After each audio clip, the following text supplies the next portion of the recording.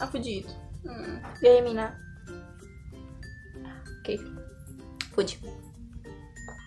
Salutări tuturor, numele meu este Amalia și bine ați revenit la un nou clip. Dacă auziți ceva metal peste metal, să știți că e Casper care mănâncă și clopoțelul lui se lovește de bol. În altă ordine de idei am revenit acasă și am început școala și în sfârșit am reușit să filmez, sau sper să reușesc să filmez, book haul-ul cu ce mi-am luat din Galați și ce mi-am comandat în vacanță, cărți, pentru că sunt vreo 9 la număr. Așa că zic să începem fără alte introduceri pentru că am multe teme după asta. Prima carte pe care o am, de fapt am primit-o de la Andra pentru că eu aveam volumele 1, 2, 3 și 5 dintr-o serie și ea avea până la 4, așa că a renunțat la volumul ei și mi l-a dat mie. Și mă refer la Origin, seria Lux de Jennifer Armentrout. Am mai vorbit de 1000 de ori despre seria asta, este cu extraterestri, este SF, are și romance în ea și nu o să mă lungesc asupra ei. Pur și simplu este vorba despre niște extraterestri care, nu știu cum să zic, dar în ansamblu încearcă să salveze planeta Pământ de propria rasă. Și da, îmi place mult cartea asta, îmi place mult seria asta. Următoarea carte pe care mi-am luat-o a fost la recomandarea Adelinei, ei i-a plăcut super mult și mi-a povestit despre ea, mi-a zis despre ce este vorba și am auzit Londra. Când am auzit Londra a fost, trebuie să o am. Și mi-am comandat Partea întunecată a magiei de V.A. Nu știu să pronunț numele. Cred că e o Victoria. Parcă era o Victoria.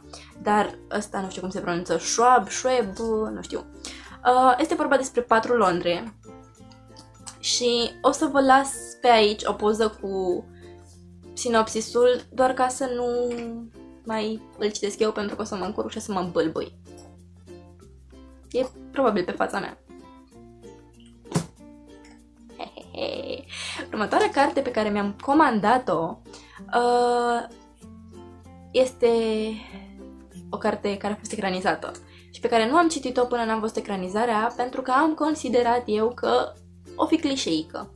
Deși îmi plac clișeele în general, adică am Prințesa de hârtie în spatele meu. Nu am cumpărat-o, am văzut-o de mii de ori, am văzut-o lăudată, dar nu m-a atras. Este vorba de tuturor băieților pe care i-am iubit, de Jenny Han. Iar eu m-am îndrăgostit de Lara Jean, cel puțin cea din, mă rog, actorii sunt super drăguți, super drăguți. Și dacă nu știți deja, deși e imposibil să nu știți, se vor face filmele și pentru cartea a doua și cartea a treia. Nu o să vă zic prețul lor, pentru că pe astea le-am luat de pe Elefant, dar pe cele care le-am luat din librării fizice, o să vă zic prețul, fără reducere, pentru că așa scrie pe carte. Că veni vorba. Asta e luată din librărie fizică, am dat 50 de lei pe ea, de fapt Andra a dat 50 de lei pe ea, cea mai bună prietenă, și mi-a făcut o cadou de Crăciun. E superbă, e superbă, efectiv. În primul rând e foarte flexibilă, ceea ce apreciez super mult la o carte. În al doilea rând, când o desfaci, sunt imagini pe copertă, pe ambele coperți.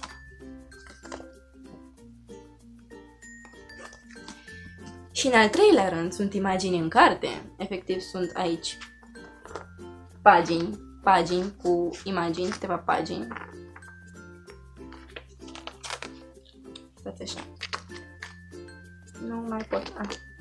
Pagina asta îmi place cel mai mult, în primul rând pentru că cuprinde momentul în care Barack a devenit președinte, primul discurs al lui Michel și aici și ceva evenimente, dar îmi place super mult rochei. Următoarea carte pe care mi-am comandat-o este volumul 3 dintr-o serie, fără să am volumul 2, pentru că l-am citit în PDF și am zis să nu mi-l mai cumpăr. Mi-am cumpărat Palatul de hârtie de Erin Watt, pe care l-am și terminat de altfel. Mi-a plăcut super, super mult, abia aștept volumul 4, care nu știu când va apărea, dar trebuie să apară. Și da, în volumul ăsta se întâmplă o crimă. Și, de fapt, la sfârșitul volumului 2. Și pe tot parcursul acestei cărți este acuzat personajul principal, protagonistul cărții, masculin. Și eu am ținut-o mare și tare că nu el este, de fapt, nu putea să fie el criminalul și că este personajul X. Iar la sfârșitul cărții, chiar personajul X a fost și m-am simțit atât de bine. Pe asta țin minte că am dat vreo 22 de lei de pe Elefant, decât la asta țin minte prețul. Mai am 4 cărți, dintre care 3 cumpărate din librărie fizică de la Humanitas, dar până atunci o să vă arăt pe asta pe care am terminat-o de altfel și care i-am dat 4 steluțe pe Goodreads. Este scrisă tot de Jennifer L. Armentrout, este volumul 2 din seria Titanii, se numește Puterea. Primul volum este, era să zic Alegerea. Înțelegerea? Băi, am uitat numele primului volum, dar știu sigur că seria e Titanii pentru că, în fapt, scrie aici, mă rog. Despre ce este vorba în această carte, pe ansamblu în serie. Este vorba de zei și semizei și toată lumea asta gricească și mituri grecești. Și în această serie, cei 6 semizei care mai trăiesc trebuie să se unească pentru a închide titanii în Tartar. Titanii sunt mai puternici decât zeii, mai puternici decât semizeii singuri și tot așa. Însă în această carte totul ia o întorsătură foarte nașpa. Vă las link în descriere pentru recenzie pentru că i-am făcut-o pe blog și nu o să insist asupra ei. Dar să știți că e SF și romans, e 50-50 în cartea asta, pentru că Jennifer este singura autoare pe care eu o citesc și care știe să combine perfect young adult-ul ăla romance de 18+ în cartea asta cu fantasy-ul autentic, deci nu știu cum reușește, dar face asta. Următoarea carte am văzut-o peste tot, peste tot, pe Booktube-ul străin, pe Booktube-ul românesc, pe Bookstagram, pe Facebook, peste tot. Și este vorba de Cinder, de Marissa Meyer. I-am uitat numele, da. Și recunosc că am cumpărat cartea asta după copertă, pentru că eu nu știam despre ce e. Știam că este practic o reinterpretare modernă a Cinderellei, a cenușăresei, însă nimic mai mult.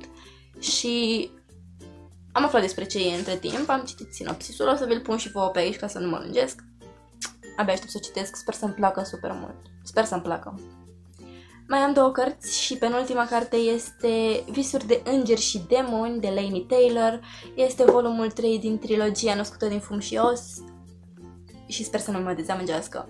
Volumul 1 mi-a plăcut extrem de mult. Volumul 2 a picat, a luat așa la vale, efectiv.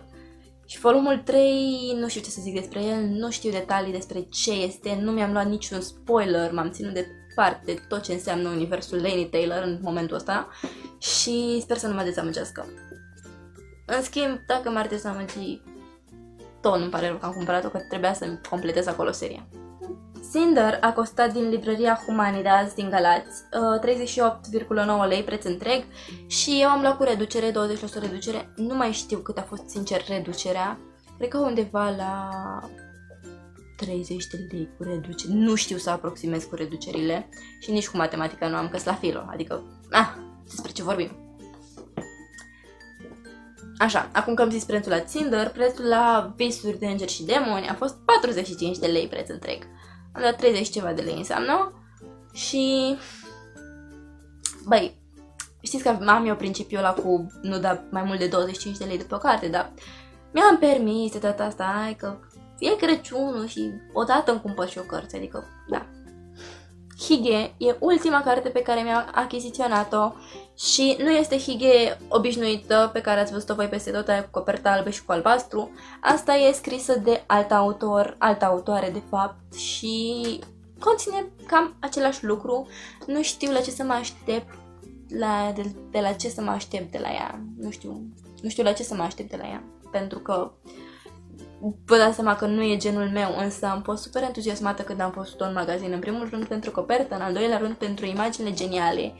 Hugo, stați, mi-am adus aminte că se citește Hugo, așa? Și da, abia aștept. Am văzut-o cu are și Luiza, de la Luiza comentează. Hei Luiza! Abia aștept să o citesc. Și vreau să o citesc mai lent, pentru că asta e o carte care trebuie digerată și trebuie să înțelegi ce scrie în ea. Așa că, da, urați-mi baftă cu toate, că sunt 9 cărți. Între care deja am citit 2. O să le termin eu cândva, repede. Și pe asta a fost preț întreg 49 de lei, ca să vedeți. Și pe asta mi-a luat-o Andra, dar practic nu se pune că și eu i-am luat ei Furia... Unul dintre furii, noua una dintre furii. Nu e Furia Aurie. Mă rog, nu mai știu, dar am luat și eu o carte și a fost același preț, 50 de lei. Când...